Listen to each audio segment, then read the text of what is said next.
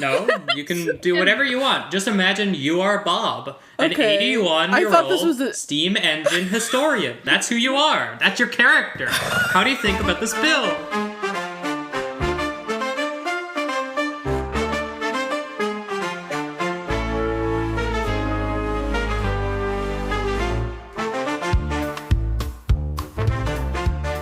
We're ready to rock and roll. Welcome to Hobbyhorses, an info-dump podcast. My name is Richard, and I'm 1/3 of your host. And I am 2/3 of your host, Karen. And I'm the third of your host, Theo. It's good to be with you guys. How you guys doing? I'm doing good. You sound in a very chipper mood. I thought you were talking to the, disembodied audience. I thought you were being like Dora. And how are you today? I can do that. So, audience, now tell us how you're doing. The audience that is definitely most likely listening. Oh, cool. Wow, thank you, audience. That's really good. Oh, that's so cool. What is something sad today that's happened to you? Haha, that sounds really funny. I'm glad you told Karen, the poor audience just opened up to us. I'm sorry, audience. I'm sorry. You should be sorry. Oh my gosh. Well, how are you guys? How are you? What have you been doing today? I have not had any human contact for the last 2 days. I can kind of hear it in your voice. We can tell. I, on the other hand, have had too much human context for the last week. I'm working at a summer camp, so I am surrounded by people, specifically small people, all of the time. Children. Are they nice small people? For the most part, they're middle schoolers, so they're... Yeah. I'm sorry, that sounds like... They're pretty nice. They're pretty nice for the most part. I've definitely had worse. I've had the worst experience... Oh, sorry. Oh, no, go ahead. I interrupted you. Okay. The worst experience I've ever had with children is probably just when they're 2 and they just throw a complete tantrum, sitting on the floor, refusing to move, screaming their heads off. That is so much harder to deal with than a middle schooler being but I don't want to. And you're just okay, but you have to. You're here, so you know how this works. You got it. I guess that's true. I've only done childcare with very, very small children, and the things that I honestly didn't mind when I worked in a nursery, the 2-year-olds and the babies, I didn't mind them that much because I felt when they were crying, they're 2. They don't know anything to them, and the world is scary and new. And so in my head, I'm I'm not as annoyed when you're crying because you just entered the world. What really bothered me was when I was working with the 4 to 9-year-olds, because when the older ones would start just being rude or having a hissy fit, I'm okay, you're old enough now that you know that this is a stupid reason to be crying, and now I'm annoyed. Yeah, no, I don't know. That's the situation I'm talking about. If they're 2 and they're just crying, I just give them a hug or help them calm down. That doesn't really bother me. Yeah. It's when they're probably 5 or 6 or older, and they're crying on the floor, and I'm I can't. What am I supposed to do right now? I don't know. Yeah, it's you should know a little bit better by now. I'm not a childcare expert, but I am fairly sure that's the case. Especially because it's always especially if it's a kid that's been causing a lot of issues. We had this one kid who just every time we were okay, time to move on to a new station, she was no, I will kill you. Oh my god. Oh my god, we're just going to a new activity. It's 1 room over, please. Yeah. I don't miss working in childcare. I'm kind of done. Yeah, I don't know. I have split feeling. I'm like, one night it was exhausting and so much work and so much like Yeah. bullying at all times towards me. But like at the other time, it's like That's true. so I do miss and I do the miss my them. cute regulars. I miss working with like specifically like the babies in the nursery because they'd just come up and cuddle with you and they were so sweet. But I don't miss like I don't miss being in charge. But always like I've never been good at being in charge of stuff. It stresses me out. And also all this was like while I was in high school, and so like I was barely an adult, and then like all these children were looking towards me like I knew what to do, and I'm like, your guess is as good as mine. You're like, I don't know. I'm a child as well. I'm just an older child. I still don't know. Yeah, I was doing face painting today. Yeah. I love I had face this painting. I think it went fine. How'd it go? We couldn't get to everyone in line, which I felt really bad about, but there was like 500 of them and 2 of us. Yeah. There were 5. How many kids are your camp? Is it actually like 500? In just the arts camp, there's only about like 30 to 40 kids, but in the entire whole camp, there's like 500 kids. Okay. And you're doing like the arts kind of section, but it was all the kids. Well, I was stolen. It could have been possibly described as hazing, but they're like, we need an arts camp person, and they're like, new girl, go, you shall face paint today. Oh gosh. It was fine though. But there was this one girl who came up to me. She was very chipper, and she was like, "My friend said that you're worse than the other face painter." And I was like, "Oh, well, thanks. I really appreciate that." Oh my gosh, that's so rude. I know, but so it made me laugh because she was like excited to tell me, and I was like, am I supposed to? Like, I don't know how to respond to this. I was just like, I've been probably doing it for less time. To be fair, you just got stolen away, so like... I did. I'm not a professional face painter. I was taken. You were taken. I heard... Oh, never mind. I've ducked. I accidentally made the duck make a noise, and I can see the peak on the screen. You ducked? What are you talking about? The duck, you know the squeaky duck that's in my room? I was playing with it, and I accidentally made it squeak. Oh, the duck. duck. I failed. And then I did it again, and now it's like peeking all into the red. Oh, Richard. I know. It's I'm not a just professional podcaster. It's not just a duck, it's a guck. It's a day duck. Oh yes, it is a gay duck. Just like the gay bench. I miss that gay bench. I want to go say hi to that gay bench. Well, it's kind of a long trip to that. It was in Austria. Mm-hmm. Hold on one second. That's a pretty long...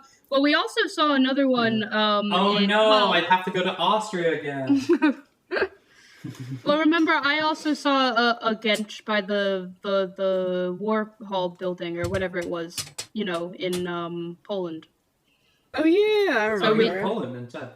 The Poland Gench. I'm pretty sure Poland is farther than Austria, but... Poland Gench. Well, good either. Yeah. Talking about... I watched... Sorry. Go for it. Right. No, I was just going to say, talking about gay ducks. Yes. We had this child at the camp today. He did a rendition of Hot to Go by Chapel Roan during the talent show. And this boy was so into it. He was like moving his hips, he was fanning himself, he was feeling it, strutting up and down, doing a spin. I loved him. I took a video, I have to show you guys. It was so funny. And then later he came up to me at the face painting. He was like, "Can you make me a drag queen?" Oh my gosh. I love that child. And I was like, no, you have to choose from the 6 options. I was like, I can make you a cat. Fear. This is what Republicans are afraid of with their children. He is the child the Romans are afraid of. No, he was, I think he's a little younger than middle school. I think he looked around like 8 or 9. I've never his parents. I imagine his parents must be like interested to be that young and like into that. Oh, I imagine they must be supportive. Yeah. Yeah, I'm sure they were. I'm sure they're supportive if he knows what if he knows who Chapel Roan is and he knows what drag queens are. They're allies at the least. Yes. At the least. At the least. Also, another thing that happened was one of my kids. This is just me exposing all of my camp stories. One of my kids at camp, she loves making hero forges on the computers. Oh my gosh! And she made one of. Well, the thing about her is she exclusively only makes really, really buff men. It's the only thing that she makes on the computers. And she just keeps making them over and over and over again. That's so funny. What's the meme? What's the meme? It's like, what's her name knew who she was at a young age? Yeah, I know. But the last time she made one, she made 2 muscular men kissing. And I was like, oh!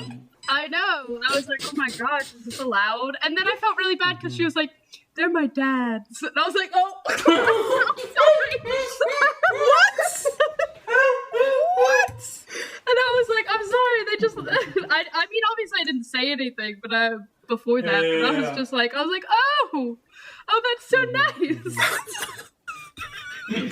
What a roller coaster. I'm sorry, Harry, I have to interrupt you.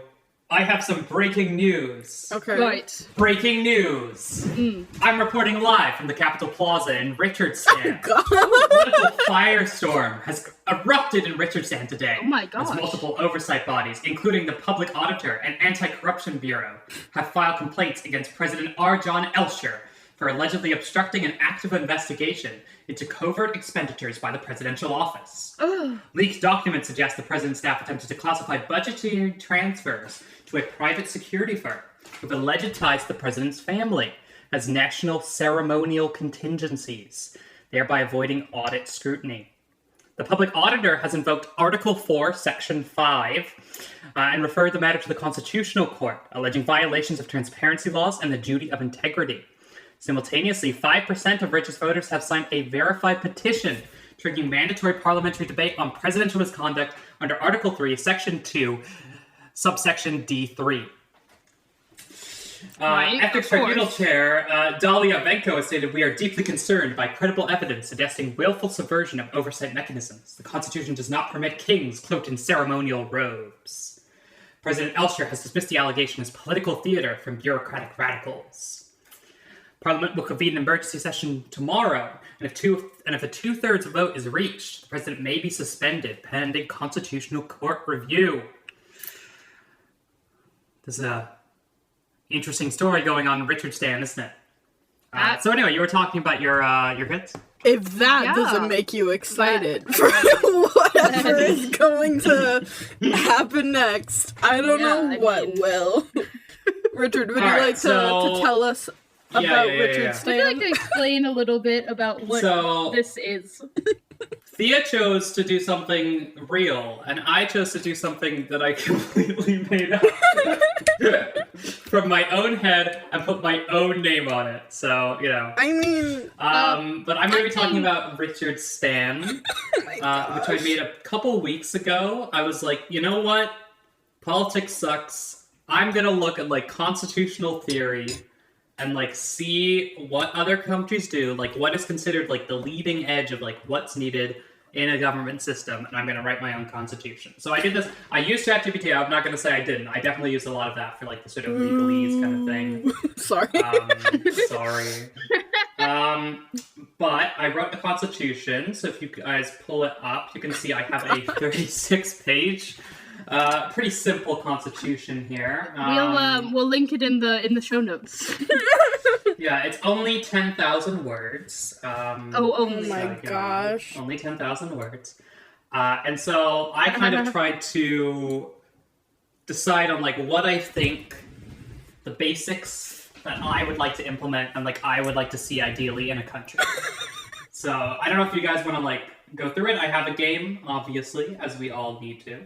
But I was just wondering like what your thoughts are. Like what would you think? Like what would you do for like the legislative, the executive branch, and like the judicial branch? Any thoughts? Like anything that you think I might have done, or any questions for me and like how I approached it? See, I did have a... Oh, go ahead. Go ahead, Inyard. Go ahead. You can go ahead. No, you go ahead. Okay. I was just gonna say, I feel like I keep up with politics in the way that I listen to the NPR morning show and watch TikToks about people complaining about the state of the world. And that's most of the civics that I know. So I feel like I'm really intrigued to hear about Richardstan, but I don't think I'm going to be able to sort of add much in terms of actual knowledge of politics. I know very little, so I like to be educated on the state of the world, but when it comes to the actual like nitty-gritty on how like things work, I don't quite like, it doesn't really click in my head all that well. So I'm similar to Inherit, where I don't know how much I'll be able to say. My general like political statement is I have hot takes, and I'm sure there's smart enough people in the world that this shouldn't be a problem. So just like, where are they? That's so real, honestly. Yeah.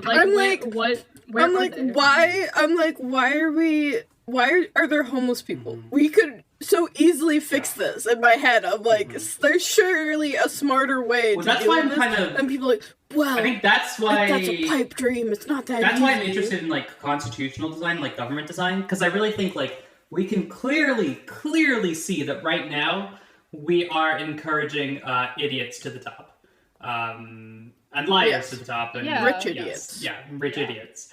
And it's so, money. like, I'm not saying that my constitution in any way, like, definitely fixes those, but, like, I was trying to see, it's like, how can you have a government that is at least most, like, representative of people, decreases the kind of the partisan politics that we've seen kind of corrupt That's America. Nice. Yeah. I mean, and so let me explain the basics of what we've got. All right. So, go for it. Imagine, if you will, we have the three branches: the legislative branch, the executive branch, and the judicial branch. Right? We stick with those, the standard three branches. We also have sort of a fourth branch, which I'll talk about in a little bit. The legislative branch is a bicameral legislature, just like the United States is, with a House of Commons and a Senate. The House of Commons, this is my first like interesting thing. The House of Commons, the way they are elected is people vote for parties, and then you allocate seats based on however many votes that party got as a proportion of the general electorate. So, for example, we imagine the Republicans get 30% of the vote, the Democrats get 30% of the vote, and the Green Party gets 15, and then there's like some regional parties that get some more percentages, right? You would even the seats up. So the Republicans would have 30% of the seats in the House, the Democrats would have 30% of the seats, and like so on and so forth. And so the parliament is actually made up of proportional representations of each of the parties. Which means that you don't have this... Already, that feels like so much better than the weird setup of like, if you have more than half the House, it's just like... Yeah, because the big problem with this is like, people can't run as third-party candidates because unless you have, literally you can get more than like the plurality of the vote, you're just hurting people who have similar interests to you, right? If you're running for Green Party, you're mostly hurting the Democrats because you split the vote. And so you have to squish everything into this structure that forces you to have this partisan oligarchy, essentially, that controls the political system. And so my idea was, and kind of looking at theories, and this is done a lot in Europe. The EU, for example, works like this. I think like Denmark, Netherlands. I think a lot of countries in Europe work like this, where the House of Commons, which is basically the House of Representatives, a similar institution, is doesn't based on region.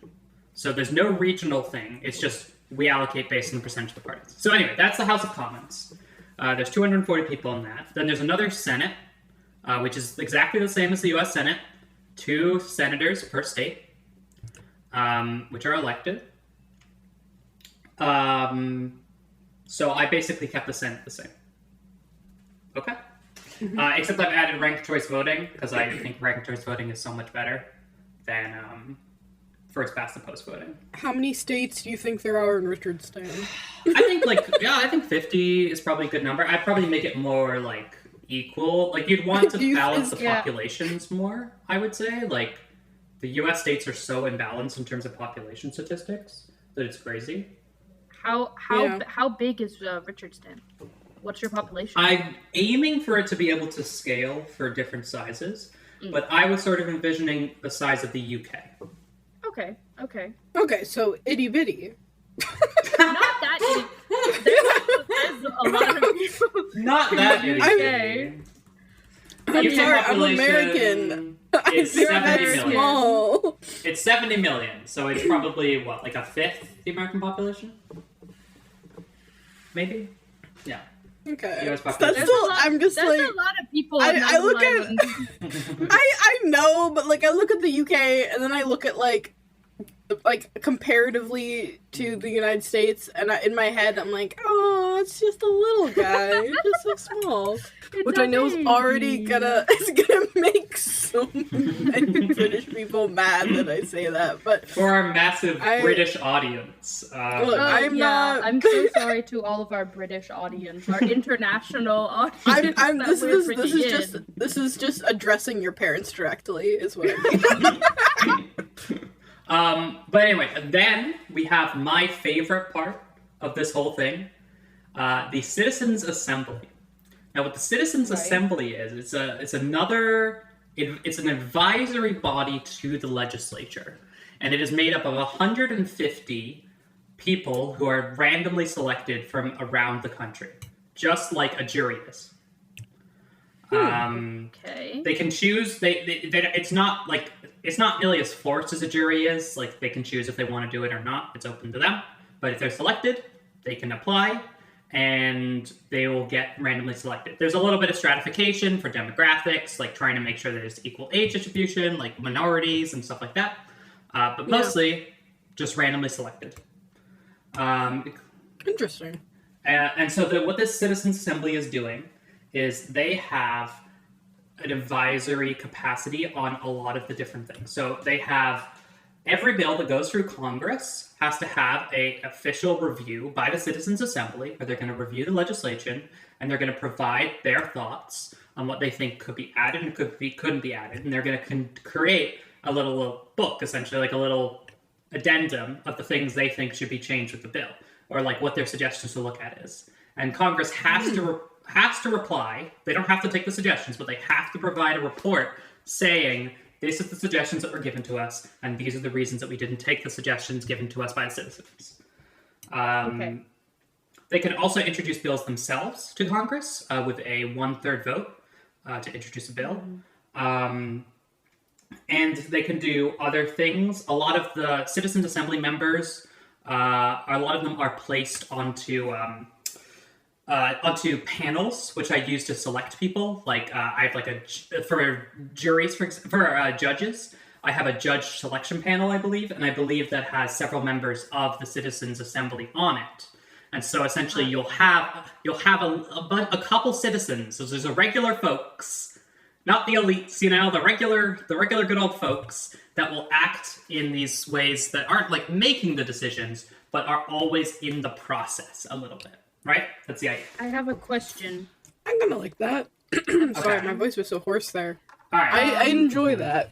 Okay, cool. How are you going to allow? How are you going to make it so that like people who are lower class are proportionally represented in the citizens thing, because I'm assuming if you are lower class, then you would be less likely to say yes to this because you would be giving up opportunities of other work, possibly. So, there's two answers to that. First of all, it is decided, and I've left the specifics of this decision process to the legislature, but it has to be decided in a way that is just deemed demographically fair. And so essentially, whatever you decide the demographics are, like you could do race, you could do region, you could do gender, you could do sexuality, etc., it has to have a certain amount of people. So like, there should be at least one, there should be at least 50-50 in gender. There should be at least like a similar makeup of races. There should be a similar makeup kind of divided amongst all these groups of people from different regions, that sort of thing. And so if someone says no, you have to go to someone else of that type. You can't just go to some other random person. You go to someone else of the same type until you get people from all the different regions to agree. So that's one to help prevent that.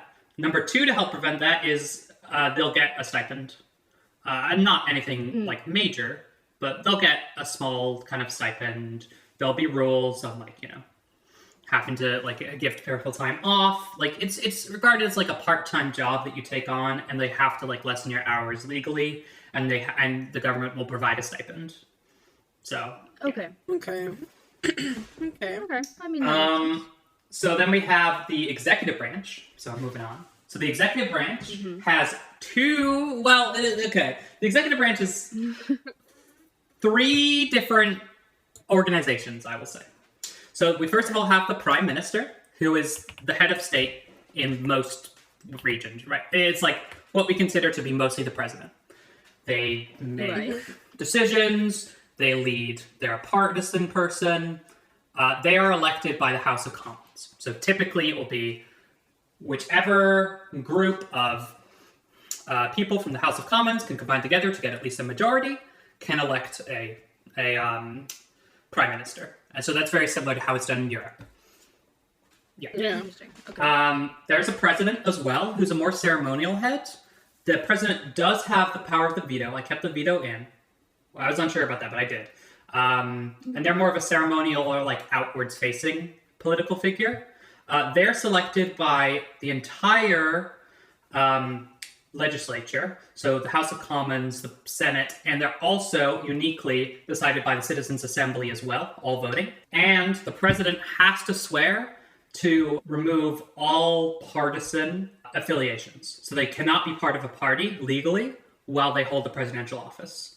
And that is kind of a requirement for the presidential position, is that they are nonpartisan. But how are you going to enforce that? Because everyone's somewhat partisan. Yeah. I mean, there's not a good way to enforce it, but at least it stops, like, absolutely... It stops the super bad stuff, right? It's like, yeah, there might be backroom deals. Everyone's going to have their own biases. That's not what it tries to account for. What it means is, like, they don't go to Republican Party fundraisers. They don't go to Democratic, summits, It's, like, stuff like that. It keeps them separated at least somewhat because they can't do anything publicly, right? Or else they can be prosecuted or removed from their position. There's also the directorate. So the directorate is the idea of technocracy. And so this is the other key element that I've added, is this idea of... What is technocracy? So technocracy, or more bureaucracy, I guess, it's the idea that the people in charge should be people who are very well versed and like technocrats, bureaucrats, the people who've spent ages in that field, done a bunch of stuff. Those should be the people in charge, right? Like Fauci is in charge of the health thing because he's been in health for ages, and it shouldn't be some random guy that they just grabbed because they liked his look and he wrote a children's book about Donald Trump. Not that anyone would ever do that. Or like, some random guy who's like on like a show like called, The Apprentice or something like that. Like that would be... That is ridiculous. So, so there's the idea. So there's a directorate which are established by a committee. Again, I'm trying to remember exactly. I think I have the makeup of the committee here. I don't, actually. I believe... Oh, they're nominated by the Prime Minister. Okay, they're not a committee. But the idea is they are nonpartisan, and then there's also a partisan structure with the Prime Minister, a cabinet of ministers that goes along with each. So there's essentially the government departments, which are like the Department of, I don't know, whatever, the Interior, stuff like that, like we have in America. And then there are the organizations that are separate, like NASA, the Fed, the Health Agency. So there is kind of a separation of the distinctions between the partisan agencies and the non-partisan agencies, and they're two distinct structures. Right. Finally, we have the judicial branch. The judicial branch I did the least with. I just basically split the Supreme Court into two different things. We've got the Supreme Court, who... And the Super Supreme Court. Basically. The Supreme Court is the Supreme Court for, actual cases. Criminal cases, civil cases, anything like that. Then we have the Super Supreme Court, or the Constitutional Court, which is the court that decides specifically if something is allowed under the Constitution or is allowed under the Constitution. So they're the ones who handle stuff like the Constitution? Trying to, Sorry. Presidents trying to do something, laws that aren't actually fair, stuff like that. The people who strike down the laws are the Constitutional. Is the president the one who chooses the people for this, or? Okay, so the members of the Constitutional Court are selected by the Judicial Committee. I'm trying to find the structure of the Judicial Appointment Committee right now. Here we go. Yes. Justices are nominated by the Judicial Appointments Commission, which is composed of 3 representatives of Parliament. No more than 2 can be from the same party. 2 representatives from the national legal profession, so the National Bar will choose 2 representatives. 2 randomly selected citizen assembly members. The commission shall look at public nominations, conduct hearings, and create a short list of 3 candidates, which the Senate will then confirm with a 2/3 majority. If you are not... Why, Yes, randomly selected out of the citizen assembly. Sorry. Out of the... Why not, the citizens assembly, vote who they think are best to represent? You could do that. I went for randomly selected. Honestly, just because that felt more the vibe of the citizen assembly. But I think selecting a specific person who, might be more interested in judicial appointments, I would see nothing wrong with that. Wait. They're not people from the Citizens Assembly, though. I thought they were supposed to be people who are So they're people from no offense to the Citizens Assembly. So 3 members of Parliament. Okay. 2 representatives of the national legal profession. Okay. And 2 randomly selected members of the Citizen Assembly. Okay. I see. Not just the Sorry, yeah, I was getting confused. Okay. So they're And so they'll create a short list. If no one can meet the short list. Then I do have some deadlock preventions. So if you fail to meet a quorum for more than 2 weeks, the Judicial Appointment Commissions shall basically get to choose someone, but they can only choose from the most senior lower court judges. And so the Judicial Appointments Commission essentially gets to choose one person who are the most qualified candidates if the Senate can't get a 2/3 majority on someone else. Yeah.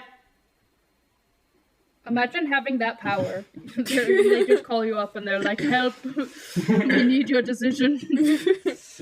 You're like, ooh, I need my decision.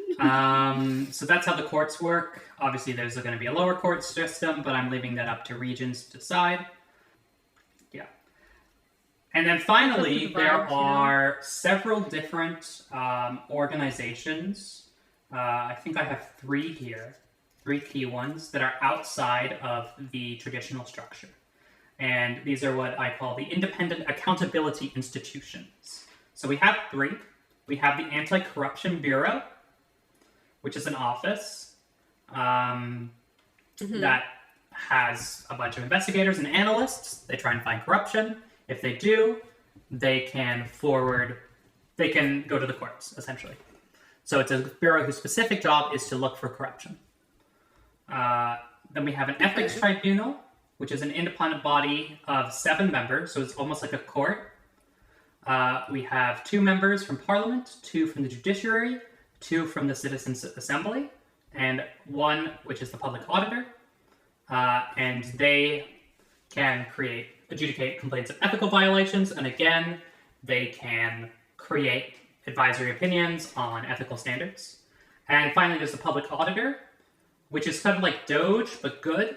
And they are chosen to essentially look at what are the government spending their money on? Does this make sense? And they have to release reports every single year. And a lot of it is transparency as well. People have to release reports on basically whatever they're doing every year.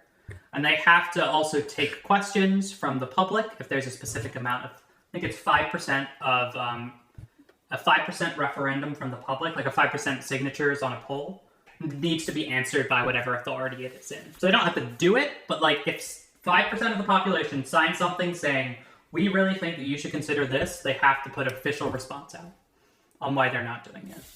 Okay. So yeah. So that's sort of the idea of my government. I'm curious what you guys think. We read through most of Article 3 there, I believe. Yep, most of Article 3. Cool. Sorry, every time I remember how long this document is and how detailed it is, Article 3 it's just structure of government. It's just insane to me. Yes, Article 3 structure of Oh government. my gosh. I remember reading something that I thought was interesting. I wanted to ask. It says, it's like citizens aged 16 or older have the right to participate. Yep, I chose 16. Why 16? I feel like 16-year-olds are old enough to make why their not decisions. 18? Like, you talk to a 16-year-old and they're aware of the world. They're aware of how it works. That's very fair. I think that we should avoid limiting elections and the ability to elect certain people. And I don't see any reason that we should ban people between 16 and 18. I think 16 has been a voting age that other countries use. And I see no specific reason why 18 can't be used, and I think it's better to give more people the right to vote than not. That's the reason. Honestly, I agree with that. Also, I feel like a lot of teenagers, like, I knew a lot of teenagers who were very, politically minded and very passionate. Yeah. And so, yeah, I mean, it's not like they can do any harm with their voting. Wow. I guess, but like, they're not gonna like. Everyone can. Yeah, exactly. I was like, yeah, and then I was like, I mean, wait. they can, but like, and I feel like there's teenagers. They're not any more. They're not any more likely to like. Yeah, I think badly. I don't know. Mm-hmm. It encourages people to think more about the state of the world earlier, I think, because I feel like so many people, they're like, well, I'm not 18, so it doesn't matter, but like... Alright, so I have now I have 2 little games. The first little game is a thing very similar to the one that Thea came up with. And so I have 12 statements. Is this a real law? I have 12 statements about the Richardstan Constitution, and I want you to answer if you think it is something that is real or false. All right, I should have studied. Okay. Can someone get a pen and paper so they can write down the scores? Because I don't have it right now. I'm on it. Question 1. If a constitutional amendment fails at referendum, it may not be resubmitted for at least 1 year. I mean, that seems reasonable to me. I mean, it would be silly if they kept just doing it. Are we working together, or are we competing? That's up to you guys. I feel like you can compete. I feel like that's fun. I thought we were competing. Okay. I'm out here just spilling all my explanations. I'm gonna say, I feel like, that makes sense to me, and so my brain's like, the fact that you're bringing that up, I feel like it might be false, and you're gonna have some weirder explanation or something, so for the sake of competition, if Ingrid wants to say true, I'll say false. Okay, I'll say true. It's true. Yes. It is in the Constitution. Yeah, prevent spamming. Yep. Yeah. I mean, I thought, Yeah, that makes sense. I think a year, Alright, next. year seems reasonable. All people have the right to contest major algorithmic decisions made about them and request a human appeal. Oh gosh, I want that to be real. So if AI decides something about you, you can request a human appeal. Please, I want that in real life. I think that is true. Yeah, I'm gonna say true too. It is true. It is true. I saw that you had a section on AI, so I figured. I do have a section on AI. What do you mean exactly what do you mean exactly by algorithmic? How can AI make a decision about you? Well, like your resume, for example, is reviewed by an AI. It rejects you. You have the right to say, "I want a human to look at this." Yeah. That would be nice. It rejects you for a bank loan. You have the right to say, "I want a human to actually look at my case." That's actually that's mind-boggling. Really nice. Mm-hmm. Yeah. Can we fix the robots on answering machines while we're at it?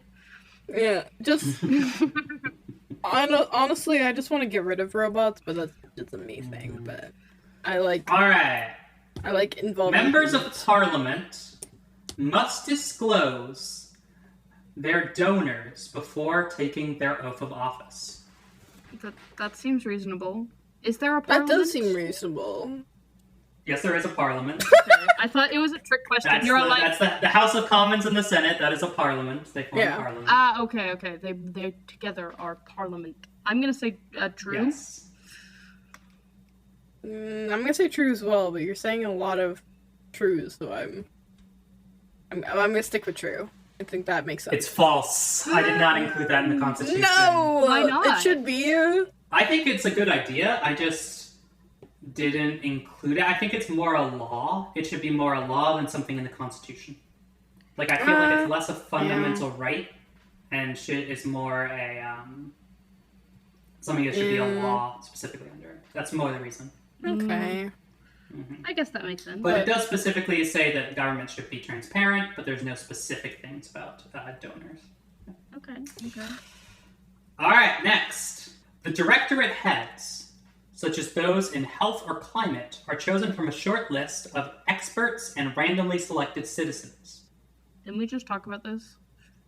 I feel like this is a quiz. I feel like I'm in a test right now. I think. Wait, can you read that again?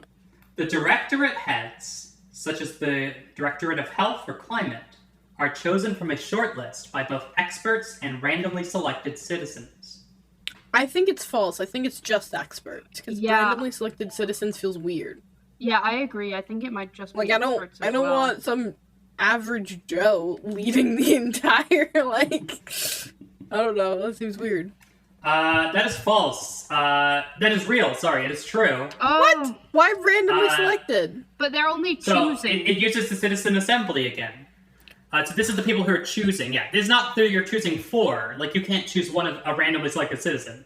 But the people who are making the short list are a mix of both experts and randomly selected citizens. I misunderstood the question. Well, Sucks to sucks. Didn't get a point. What a fool you are! Harry, did you Next say one. true or false there? I missed that. I said false. Mm-hmm. I believe I have 2 points and you have 1. That's what I have. Yeah. Yep. All right, next. The Citizen Assembly may propose laws and request national referenda by a 1/3 vote. No, that's false. No, I think it's false too. It's real! It's real! Wasn't it a 2/3 vote? I thought it was a 2/3 vote.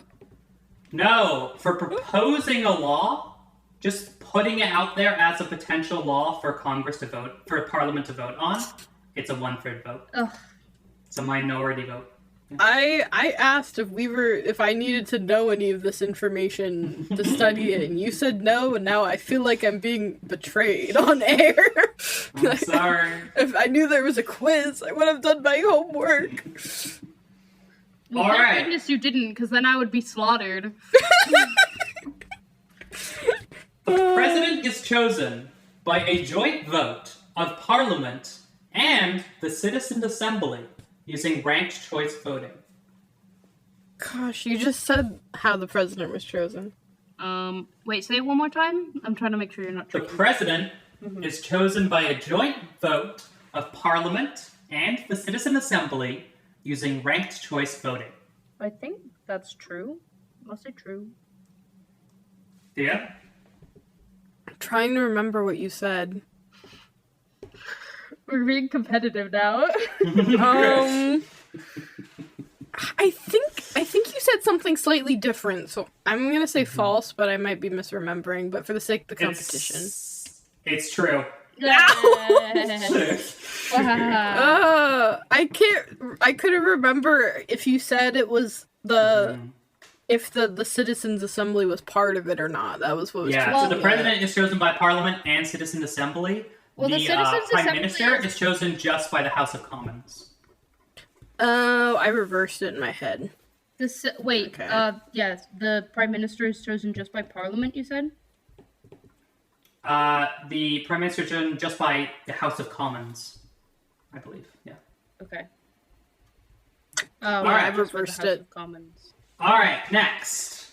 All national laws must be translated into 3 regional languages before they can come into force. Ooh, I like that. But who's gonna be reading them, though? That makes sense to me. Wait, what do you mean? What do you mean? Who's gonna be reading them? I'm like, that seems great for accessibility, but also at the same time, have you ever known someone who has read, like, a law? Like, I'm like, that's all lawyer speak. I don't know how to... That's in English, and I don't know how to read that. I guess, but it still makes sense. I mean, I think it's still nice for accessibility. I'll say true. Or actually, no. Yeah, I think it's also true. I think false. No. I don't think that's like... I don't know if that's like a constitutional thing. I'll stick to saying true, but I think you swayed me. I think that's false, because I also don't think that's probably constitutional. It is false. Yeah. I think partially for the reason you Dang it. said. It's actually... So, it is inspired by the Indian Constitution, actually has a section like that. Oh, really? Yeah. But the reason I didn't include it was because then you have to deal with laws possibly being different if they're translated incorrectly, and if you consider all to be valid translations, right? Yeah, that is difficult. So then, yeah. Obviously, translation is great, and it does. The law does require everything to be publicly online, so you could run it through a translator. But you can just have to use the official language of Richardstan, which is English. It's not officially English, but it probably would be English. If Richardstan was a real place. Richard, you're gonna have to come up next. with a conlang for Richardstan. God. Richardese. Okay. If Parliament fails to pass a budget, the Citizen Assembly may intervene to authorize emergency spending. Can you read it out one more If time? Parliament fails to pass a budget, the Citizen Assembly may intervene to authorize emergency spending. I don't know. Something in my gut is telling me false, but I don't know. I can't even articulate why. I mean, I'm not gonna win now, but I'm winning. I win the test. by many points. I'll say true for the sake of competition, even though I'm losing. It's false.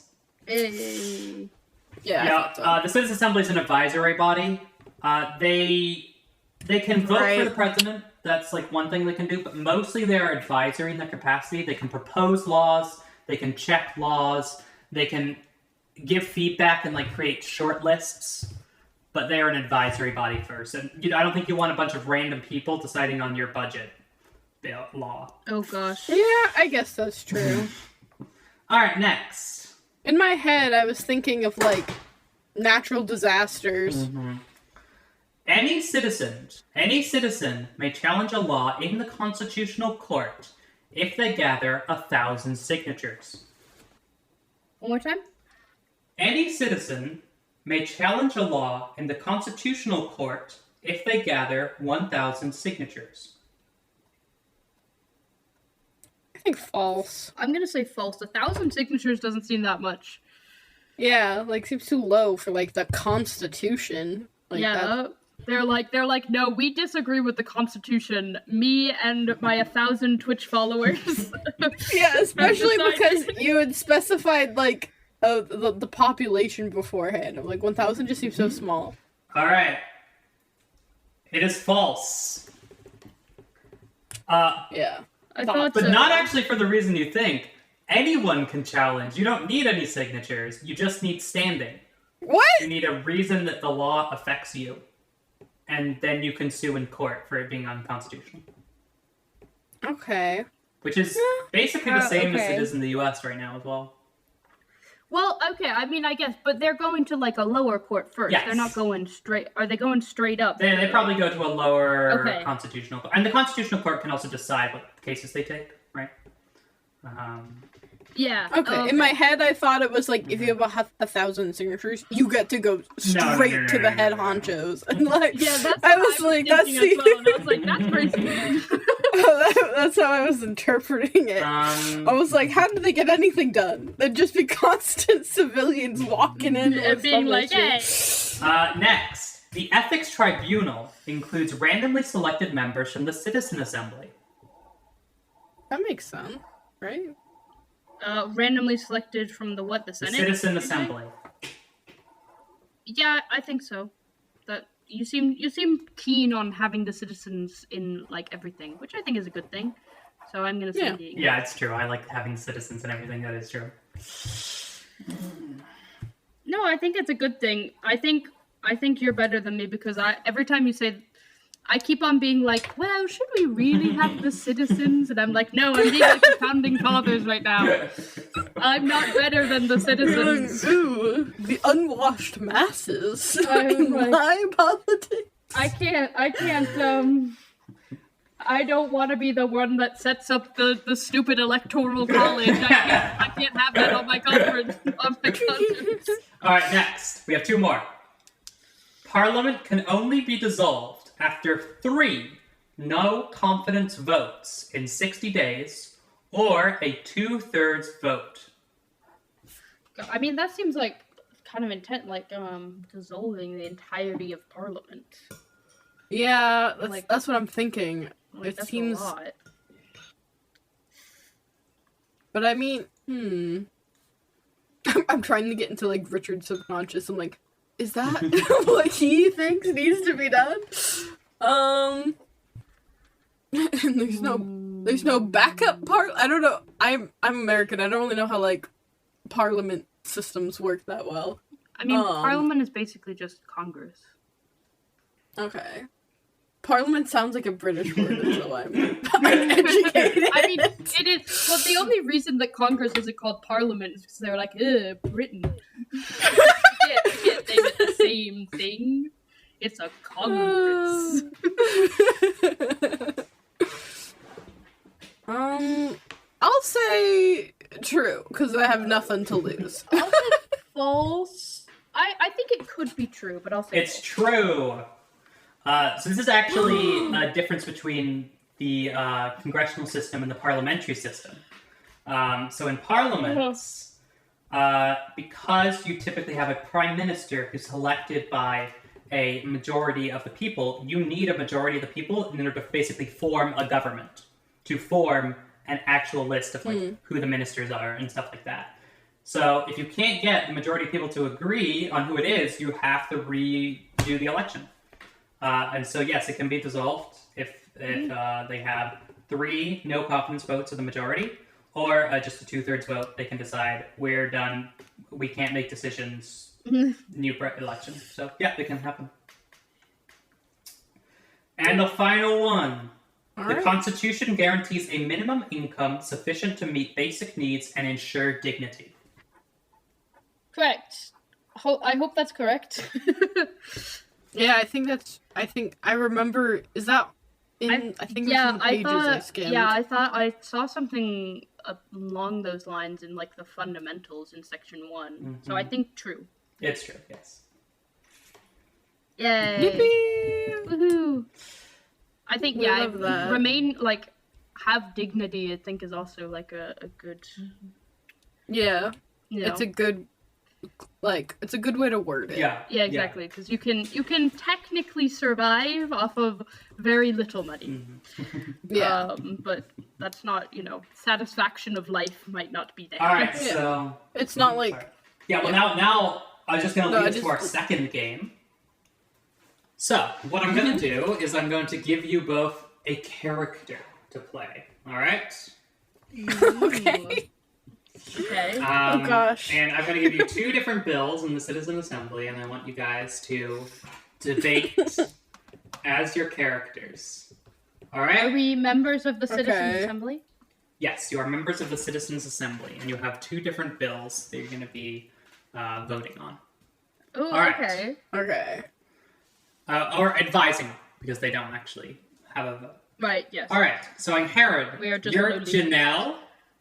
Janelle, okay. You're a 33-year-old bisexual barista from a small mountain town. Okay? I love that. Okay. Oh Thea, my. you're Okay. Bob, an 81-year-old retired steam engine historian. I like how these are just parts of me and Inherit's personalities that you're having us play out. She's a young bisexual barista, and I'm an old man. I complained about my back problems one time too many, and Richard was like, fine, Right, back. have your back problems then. Okay. All right. So, as you know, for our first bill, Richardstan requires the right to privacy in its constitution for every person.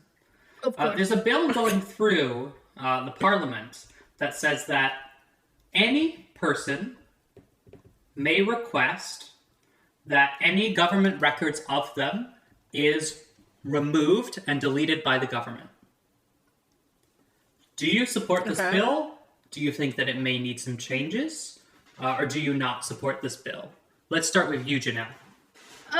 Off the top of my head, I feel like I'm gonna say that I'm a bit worried about the implications of could criminal records and such be erased by the government? Potentially. I understand that criminal people could possibly face some prejudice outside of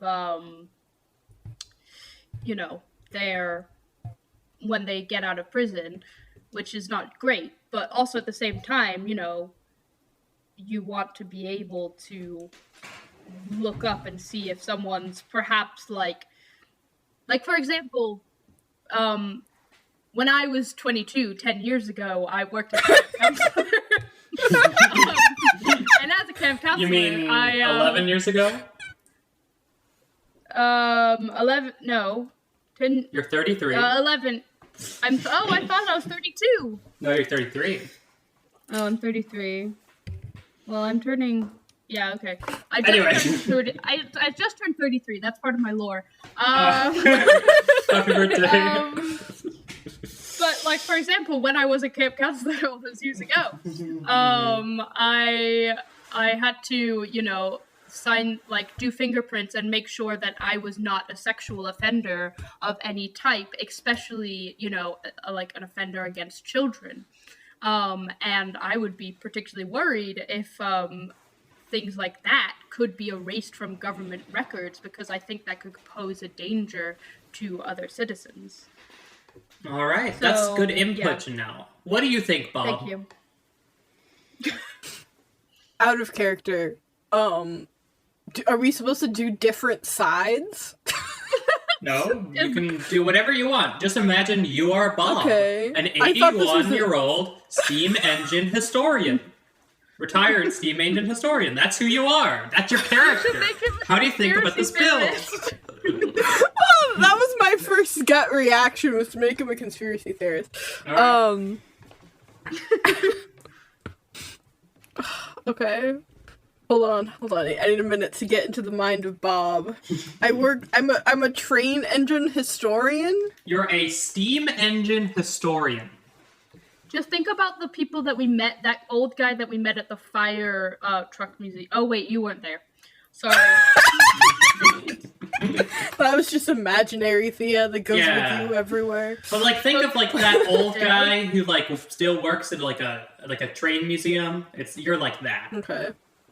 I have just for your visual, your mental image, I have a pen between my fingers, like a cigarette right now, so I can get there.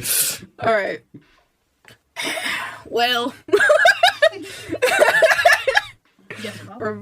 from my point of view, I don't like the idea of these government folks having any sort of record of me. I like to be off the grid, like, because I'm in the archives of the steam engine room, and and I don't know what they're hiding in there, but I think that if, oh gosh, I started on one side of the spectrum, but now Bob's talking himself into a different side. Okay. It's the horseshoe theory. theory. Like, I don't know what's been changed in those records and what secrets they might have. I think all records should never be edited ever and publicly available at all times. I don't like this idea that you can erase history, not one bit. That's just what old Bob has to say about it. Alright. I mean, me and Bob seem to be somewhat on the same. I like how I don't have a voice. Should I be like a valley girl or no? I'm from a small mountain town. Yes. I feel like it's funny if you just are you. I just got it, but in the body of an old man. Alright. Okay, so yeah. Thank you, Bob, for your input. Thank you. It was insightful as always. Thank you. I would say that, like, yeah, I agree with the points. I mean, you know, I think the ability to change records very easily could lead to, you know, corruption or erasure of things that we don't want to erase. However, I do see an argument for, you know, wanting to remove things from the record, possibly if you, like, expunging your record, like, that's a thing. Like, you know, like, if you did something in the past, but you feel like it's not something that should currently affect your life, like, perhaps you went to juvie, but you're like, now you're an upstanding citizen, and you're like, well, this is still affecting, you know, my job chances and stuff. I understand, like, expunging the record and, like, having that sort of sealed, so it doesn't really affect you in the future. Though I still am not totally sure about erasing it completely. I don't know. I don't really like the idea of people being able to completely get rid of information. I think maybe just, like, seal the records. So you don't think that this conflicts, kind of allowing them to still steal the record if the government's still having this record, conflicts with the constitutionally guaranteed right to privacy? The constitutional right to privacy, could you expand upon what exactly that you know, means? Of course. To people? So in Article 2, Section 1, subsection 9, of course, the right to privacy is specifically this. Everyone has the right to privacy, including respect for private and family life, home, correspondence, communications, personal data, and reputation. Intrusions on privacy must be prescribed by law, necessary, and proportionate. Then perhaps there's a a compromise to be made. Bob, No. compromise? I never thought I'd see the day. Like, Bob's a man of many colors, you know, he changes his mind like the wind. Perhaps there are certain papers or articles that you can withhold from employers or other such folk. However, if you're charged with some sort of criminal or civil offense, then those are automatically public for the sake of the other people. Alright. I don't know what voice this is. Alright, do you mind if I move on to our second bill that we're considering during this session? Of course. So the next one is the Curriculum Decentralization and Participatory Schools Bill. It allows local communities to co-create up to 30% of their public school curriculum via participatory forums. So essentially, getting citizen input, they can create up to 30% of their local curriculum that they use in their public schools. Would you be for this, against this, or would you have some modifications that you would suggest? I mean, I'm from a small town, you know, and I would say school, it was a community effort, and I think there's a lot to be learned from the community, and I think a lot the area of which you're from can affect a lot of what you really want to learn or specialize in. I think feel happy with this. I just feel like it should be somewhat regulated to make sure that children are still learning, what is required of them to become, upstanding citizens of Richardstan, and upstanding Richardlings. and to be able to capitalize on all the opportunities. If the community efforts would, detract from them learning core subjects, which could possibly hurt their chances to get into college or such, then I don't think I would be as big of a fan of it. But I think as long as there's some sort of regulation within the community projects, I think I'd be all right with it. All right. Any thoughts, Bob? Well, I think I'm all for this idea. I think small communities need to speak their truth and not have their freedoms limited by preach. I mean, if it wasn't for my old upbringing, I wouldn't have ever found my love of the history of steam engines. Bob wants the 30. You killed Richard. Bob wants the 30% to be exclusively about steam engines. 30% of school is about trains. There's just so many kinds of steam engines you can teach these children. I think it's a great use of our tax dollars. Oh my goodness. Thank you, Bob.